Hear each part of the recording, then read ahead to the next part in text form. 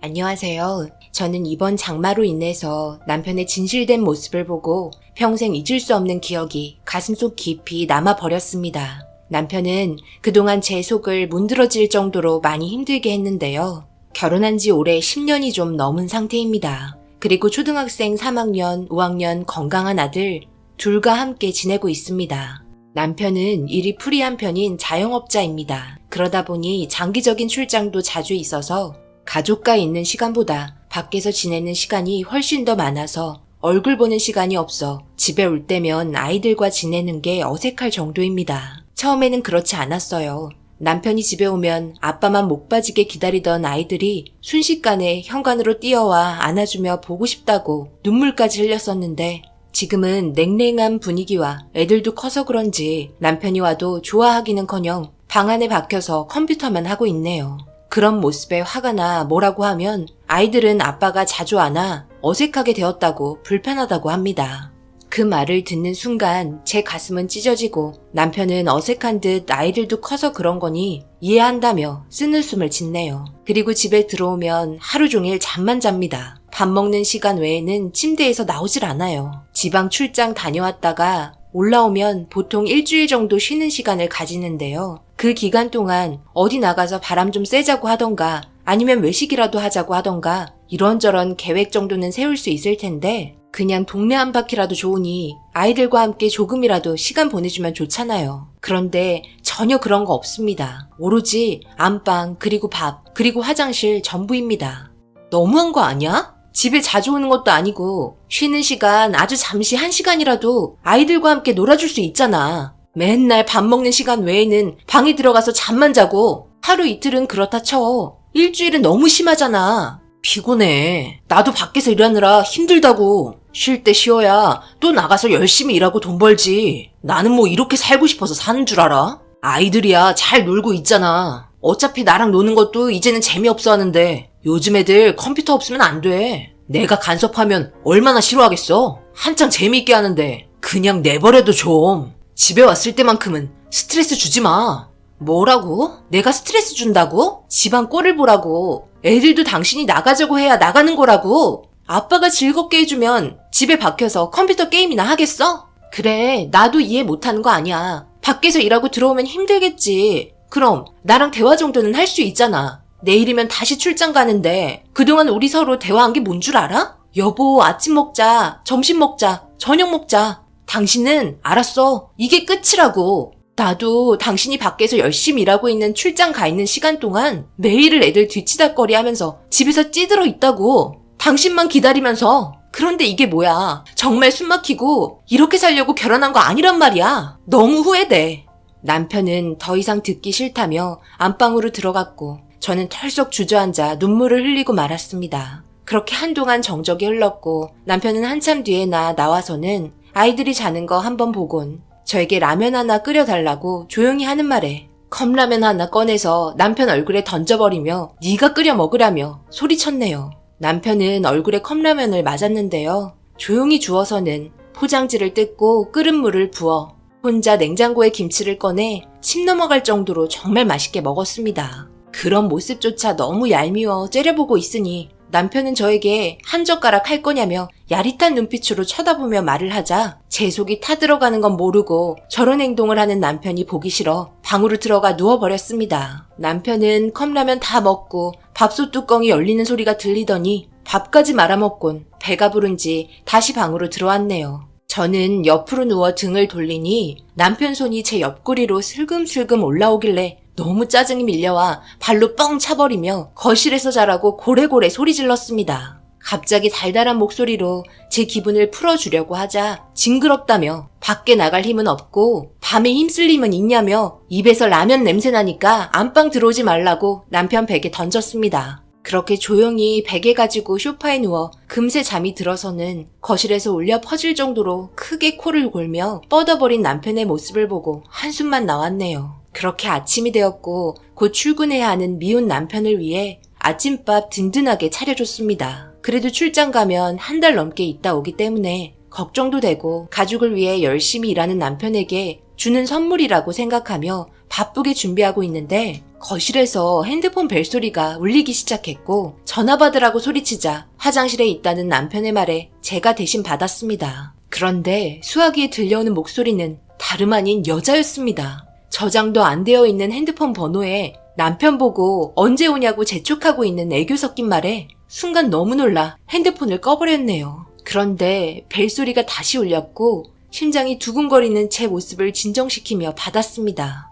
오빠, 도대체 어딘데 왜 아직도 안 오는 거야? 오늘 온다고 하지 않았어? 몇 시에 도착할 수 있는 건데 나 여기 지금 부산인 거 알지? 그런데 여기 방들이 너무 비싸다. 그래도 일단 예약은 해놓을까? 해운대 근처로 잡을까 하는데. 누구세요? 잘못 전화 거신 거 아니에요? 이 핸드폰 제 남편 핸드폰인데요? 여보세요? 의문의 여자는 순간적으로 아무 말 없이 가만히 있었고 몇 초의 시간 동안 저와 그 여자는 수화기를 사이에 두고 정적이 흘렀습니다. 그리곤 상대방이 전화를 먼저 끊었고 때마침 남편이 화장실에서 씻고 나오길래 저는 온몸이 덜덜 떨리면서 한참 동안 남편을 쳐다보고 있었습니다. 저를 보며 누구한테 전화 온 거냐며 궁금해하는 모습에 화가 머리 끝까지 치밀어 올라 화를 내기 시작했네요.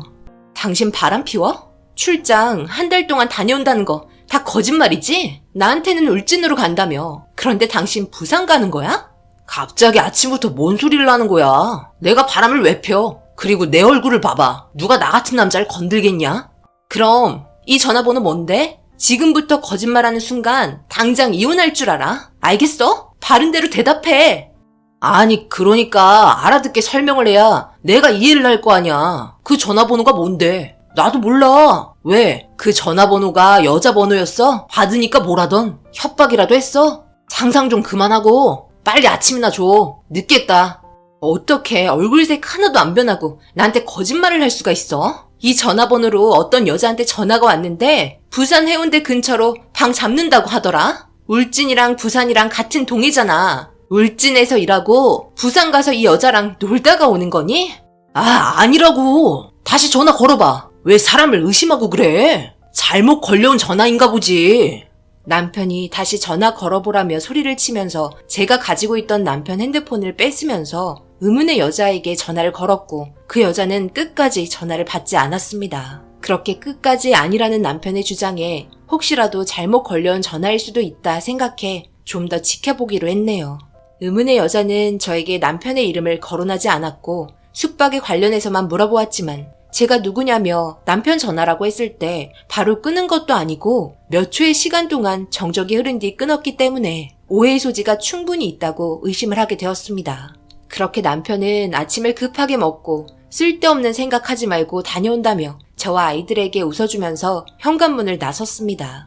하지만 제 마음의 한편에는 아직도 그 여자의 목소리가 맴돌아 정신적으로 상당히 힘들어진 상태까지 오게 되면서 극도의 스트레스 때문에 결국 누워버리고 말았습니다. 며칠을 끙끙 앓았고 아이들이 약도 사주며 옆에서 병간호 해주면서 아이들이 남편에게 제가 아프다고 사진 찍어서 보내주면서 문자를 보냈지만 울진에 도착했다는 문자 한 통 남겨놓고 아무런 연락이 없었습니다. 그렇게 다음날 늦은 저녁 남편에게 전화가 왔고 제 몸이 괜찮은지부터 물어본 다음 울진에서 있었던 일에 대해 간단히 이야기한 다음 같이 일하는 직원분들과 술 한잔 한다며 통화는 마무리되었습니다. 그리고 그날 전화 한 통 없이 끝이 났고 다음 날도 식사 시간 외에는 아무런 연락은 없었습니다. 지속적으로 남편이 저에게 전화를 하면서 울진이라는 증거를 몇 개 보여주며 안심시켜 주려고 노력했지만 모든 게 전부 의심스러운 상태로 변했기 때문에 계속해서 노력하는 남편 쉽게 믿을 수 없게 되어버렸네요.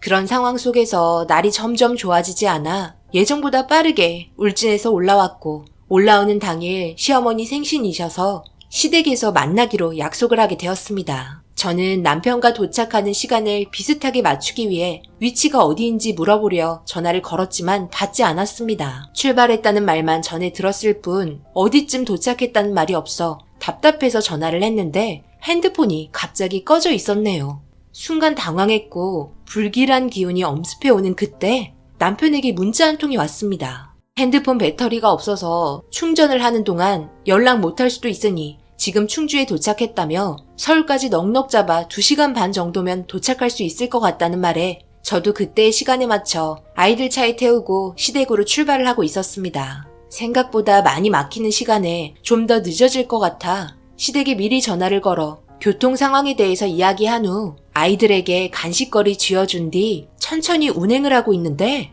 정체되어 있는 차 안에서 사람들이 창문을 내리며 한강을 향해 손가락질을 하고 있었습니다. 웅성거리며 큰일 났다고 소리를 치고 있었고 저도 그런 사람들의 반응에 한강을 쳐다보니 멀리에서 누군가 떠내려가고 있었습니다. 그런데 한 명이 아닌 두 명이었고 그 모습을 자세히 보니 남자와 여자였는데 남자의 모습이 어디서 많이 본 듯해 차가 정체가 되어 사람들이 내려서 구경을 하고 있자 저도 자세히 보려고 잠시 내렸는데 충격적인 장면이 제 눈에 똑바로 들어오게 되었습니다. 한강에 떠내려가고 있는 남자는 다름 아닌 제 남편이었고 어떤 중년의 여자와 함께 서로 끌어안고 하나의 튜브에 의지하며 빠른 물살에 순식간에 내려가고 있었습니다. 저는 순간 너무 놀라 비명을 지르면서 주변 사람들에게 제 남편이라고 도와달라고 소리를 질렀고 아무도 선뜻 나서지 못하고 주춤거리기 시작하자 곧이어 정체되어 있던 차량들이 출발하기 시작하면서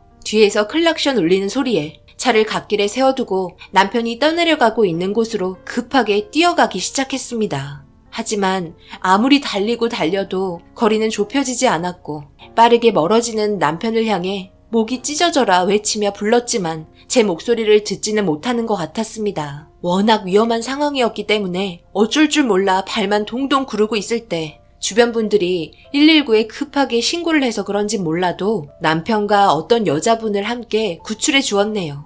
저는 구출하고 있는 그 현장으로 신발이 벗겨졌는데도 뒤돌아보지 않고 남편이 있는 곳만 바라보며 있는 힘껏 달려가 구명보트를 타고 들어오는 남편을 기다리고 있었습니다. 곧바로 남편은 구명보트에서 지상으로 내려왔고 제가 앞에 있자 놀란 듯 쳐다보며 괜찮다고 웃어주고 있었습니다. 그리고 뒤이어 내린 의문의 여자에 살짝 긴장을 하고 있었을 때 그 여자는 저희 남편에게 눈물을 흘리면서 떨리는 목소리로 입을 열었습니다. 아우, 정말 감사합니다. 생명의 은인이세요. 정말 아저씨 아니었다면 저는 지금 이 세상 사람이 아닐지도 몰라요. 제가 물에 휩쓸려 내려가는 상황에서 살려달라고 외쳤을 때 아무도 선뜻 나서주지 않았는데 많이 두려우셨을 텐데도 용기 내주셔서 정말 감사합니다. 아닙니다. 당연히 해야 할 일이었는데요. 제가 또 이쪽 관련된 직업이라서 마침 차에 튜브랑 구명조끼가 있었네요. 저도 위험한 상황이 올 뻔했지만 침착하게 제 말에 잘 따라주셔서 저희들 다 무사히 구출될 수 있었던 것 같습니다. 많이 힘드셨을 테니 조심히 들어가세요. 혹시 모르니까 구급대원분들 따라서 병원에 들리시는 게 좋을 것 같네요. 여성분께서는 갑자기 헛구역질을 하며 온몸을 떨기 시작했고 빠르게 구급대원분들이 구급차에 태워 병원으로 향했습니다.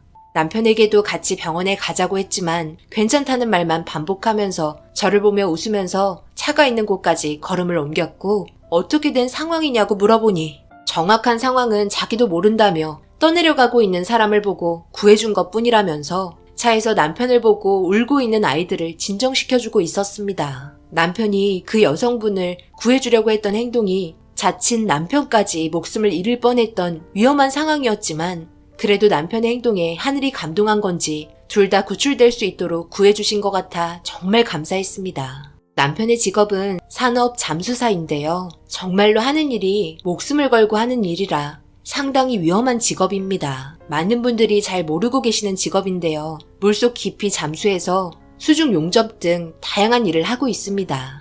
그래서 하루 이틀 만에 끝이 날 수 있는 일이 아니라서 한 달 이상 출장을 다닙니다. 숨을 쉴 수 있는 가느다란 호수 하나에 의지한 채 저희 가족을 위해 목숨을 걸며 일을 하고 있죠. 그런 남편이 자랑스럽고 존경스럽기도 합니다. 하지만 이런 일이 발생이 됐을 때 누군가는 해야 할 일이었지만 제 입장에서는 한 집안의 가장을 잃을 뻔했었기 때문에 마음이 썩 편한 건 아니었네요. 그래도 지금은 이렇게 함께 웃으며 지낼 수 있는 시간을 주신 거에 감사할 뿐입니다. 남편도 한강에서 떠내려갈 때 많은 생각을 한 건지 지금은 쉬고 있을 때 가족들과 함께 잠시 동안이라도 시간을 내주려 많이 노력하고 있습니다. 그리고 의문의 여자에게 전화가 온 건 잘못 전화 온 걸로 판명이 나게 되었습니다. 그 여자의 남편분에게 전화가 왔었고 저희 남편이 제 차 전화를 걸어서 제가 오해하고 있다고 해명해달라며 사정사정했다며 한 달간의 기록 뽑아서 사진으로 보여줬네요. 그렇게까지 안 해도 여태까지 남편 믿고 살아왔는데 의심하는 거 싫다며 뭐든 확실하게 하고 넘어가자면서 상황은 마무리되었습니다. 지금은 단 10분을 쉬더라도 전화가 옵니다. 그런 오해받는 게 정말 싫었나 봅니다. 그래도 전화 한 통 없는 것보다는 지금이 좋네요.